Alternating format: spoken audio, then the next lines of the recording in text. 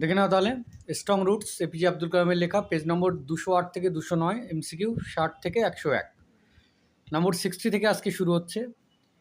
Kalam's father and the high priest use to discuss the, কালামের বাবা এবং সেই প্রধান পুরোহিত তারা আলোচনা করতেন কি? স্পিরিচুয়াল ম্যাটার্স, আধ্যাত্মিক বিষয়গুলো নিয়ে তারা আলোচনা করতেন। 61, Kalam once asked his father about the relevance of prayer, Kalam একবার তার বাবাকে জিজ্ঞাসা করেছিল প্রার্থনার প্রয়োজনীয়তা কী। 61 ডি হবে correct answer. 62, Kalam's father told him that there was nothing mysterious about prayer, কালামের বাবা একবার বলেছিল যে প্রার্থনার মধ্যে রহস্যজনক বা রহস্যের কোনো কিছু নেই।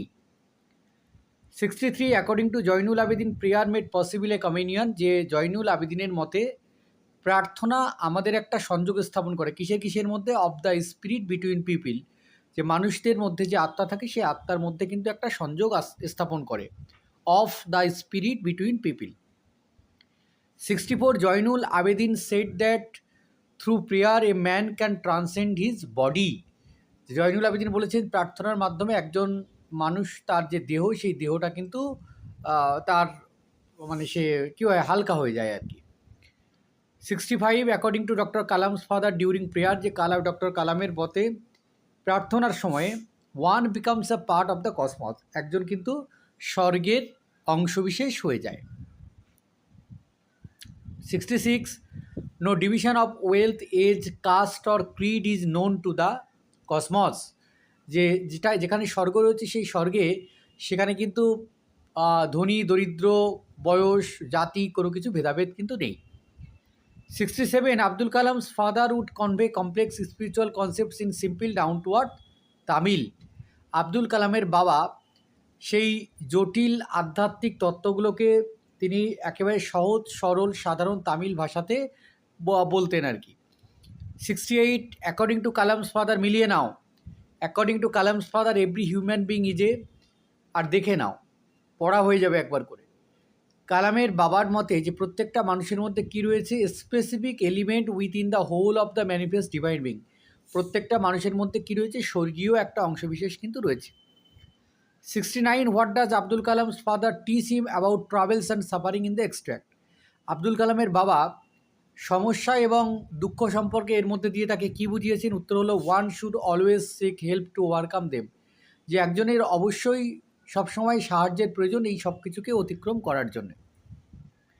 নম্বর 70, in the words of Abdul Kalam's father, Abdul কালামের বাবার মতে adversity always present opportunities for introspection, যে প্রতিকূল পরিস্থিতি সবসময় কী করে? আমাদের আত্মসমীক্ষার একটা সুযোগ করে দেয়।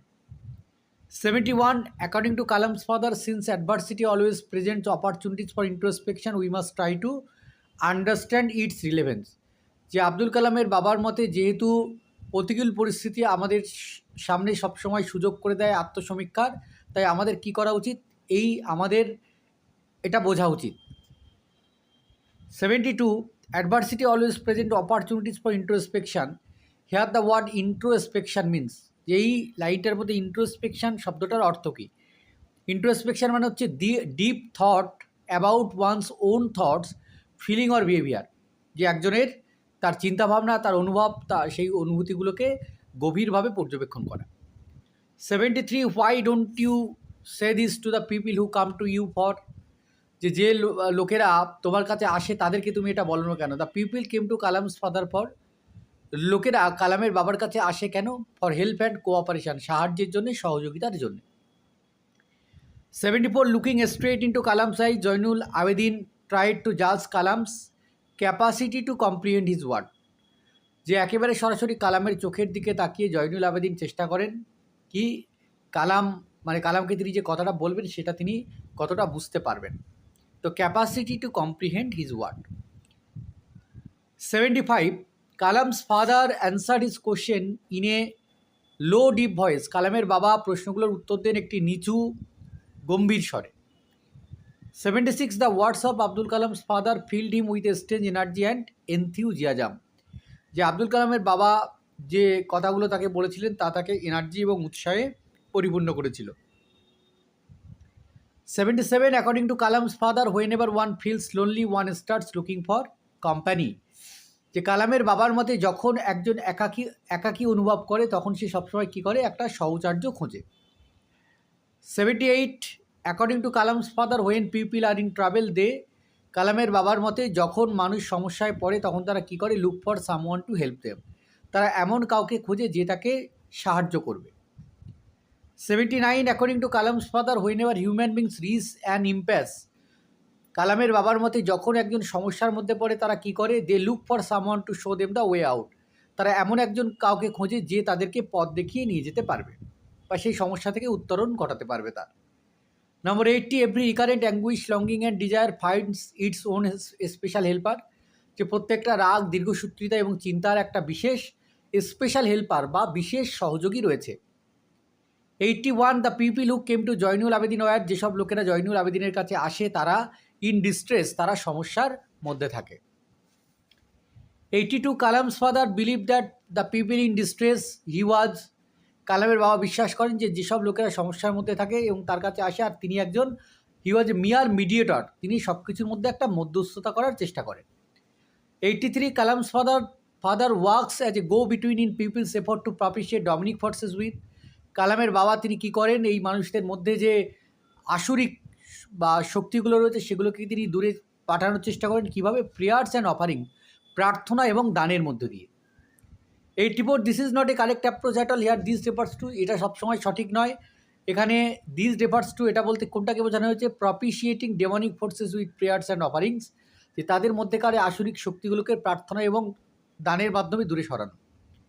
85 one must understand the difference between, একজনকে বুঝতে হবে যে সেই পার্থক্যটা কিসের।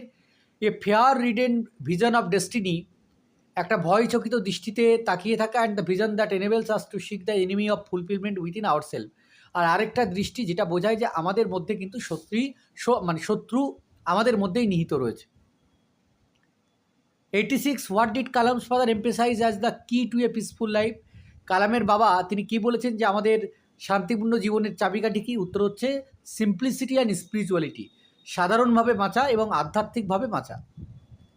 87 Kalam remembers his father starting his day at 4 AM, কালামের মনে আছে তার বাবা দিন শুরু করেন ভোর 4টের সময়। Zainul Abedin started his day at 4 AM with namaz, Zainul Abedin তার সকাল শুরু করেন ভোর 4টের সময় নামাজের মধ্য দিয়ে। 89 after reading the namaz before dawn, Abdul Kalam's father use to go to the coconut grove, ভোরবেলা নামাজ পড়ার পর আব্দুল কালামের বাবা তিনি কোথায় চলে যান? তিনি চলে যান তাদের সেই যে নারকেল বাগান আছে সেখানে। 90 the distance between Kalam's house and the coconut grove, সেই যে কালামের বাড়ি এবং তাদের নারকেল যে বাগান তার মধ্যে দূরত্ব, where Abdul Kalam's father use to, যেখানে আব্দুল কালামের বাবা যেতেন সেটা হচ্ছে কত, মানে walk down every morning was, প্রত্যেক দিন সকালে হেঁটে যেতেন, সেটা হচ্ছে 4 miles, 4 mile. 91 Kalam's father would return from the grove with, কালামের বাবা সেই নারকেল বাগান থেকে ফিরতেন with a dozen coconuts, 1 dozen coconut নিয়ে। 92 Kalam's father use to take his breakfast, কালামের বাবা তারপর তার প্রাতরাশ সারতেন after returning from the coconut grove, সেই নারকেলের বাগান থেকে ফেরার পর। 93 Kalam's father followed his routine till his, কালামের বাবা এই দিনপঞ্জি মেনে চলতেন কোন পর্যন্ত মেনে চলছে? লেট 60s, তার 60th বয়স পর্যন্ত। 94 APJ Abdul Kalam's on world was concerned with, APJ Abdul কালামের নিজের পৃথিবীটা কোথায় ছিল না? সায়েন্স অ্যান্ড টেকনোলজি, বিজ্ঞান এবং প্রযুক্তিকে ঘিরে। অথবা দেখে নাও, Kalam throughout his life had tried to emulate his father in his own world of science and technology, Kalam তিনি চেষ্টা করেছেন তার বাবার সেই থেকে শেখা সত্যগুলোকে বা ফান্ডামেন্টাল ট্রুথগুলোকে তার সায়েন্স এবং টেকনোলজির জগতে সেটাকে সংযুক্ত করার। 95 কালাম এন্ডিভোরার টু আন্ডারস্ট্যান্ড, কালাম এটা নিজেকে বোঝাতে সমর্থ হয়েছিলেন যে the fundamental truth reveal to him by his father, যে শাশ্বত সত্য রয়েছে যা তার বাবার মাধ্যমে প্রকাশিত হয়েছিল তার কাছে। 96 the fundamental truth reveal to Kalam by his father was that, যে সেই শাশ্বত সত্য যেটা কালামের মাধ্যমে তার বাবার কাছে প্রকাশিত হয়েছিল সেটা হচ্ছে there exist a divine part, সেখানে একটা কিন্তু স্বর্গীয় শক্তি রয়েছে। 97 according to APJ Abdul Kalam the divine power can lift one up from, যে এপিজে আব্দুল কালামের মতে যে স্বর্গীয় শক্তি রয়েছে সেটা একজনকে তুলতে পারে কোথা থেকে? Confusion and misery, melancholy and failure, এই সব কিছু থেকেই তাকে তুলতে পারে। তো অর্থাৎ অল অফ দিস হবে এখানে অ্যান্সার, একজনকে দ্বিধা, দ্বন্দ্ব, একাকিত্ব, ব্যর্থতা সব কিছুর মধ্যে থেকে তাকে কিন্তু তুলতে পারে। 98 the divine power can guide one to, এই স্বর্গীয় শক্তি একজনকে পথ দেখাতে পারে কোন পর্যন্ত, ওয়ান্স ট্রু প্লেস, একজনের সত্যিকারের জায়গাতে।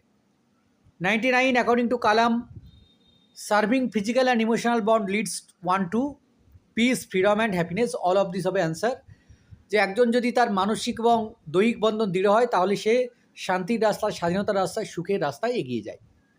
100 Kalam is also spiritual because, কালামও আধ্যাত্মিক কারণ ডি হচ্ছে correct answer. He believes that an individual has to sever all ties to be happy, যে একজন সে কিন্তু সব কিছুর মধ্যে দিয়ে সুখে থাকতে পারে। 101 what is the significance of the title strong roots in the extract, যে এই যে গল্প আমরা স্ট্রং রুটস পড়ছি বা এক্সট্র্যাক্টটা রয়েছে এটার যে নামকরণ তার তাৎপর্য কী রয়েছে, উত্তর হচ্ছে it symbolizes the fundamental values installed in the author during his childhood. এর মধ্যে আমরা একটা ফান্ডামেন্টাল ভ্যালুকে, মূল্যবোধকে আমরা দেখতে পাই যেটা ছোটোবেলায় এই অথরের মধ্যে তৈরি হয়েছিল। তাহলে এই পর্যন্ত আমরা মোটামুটি এমসিকিউ পার্ট যেটা ছিল সেটা শেষ করলাম।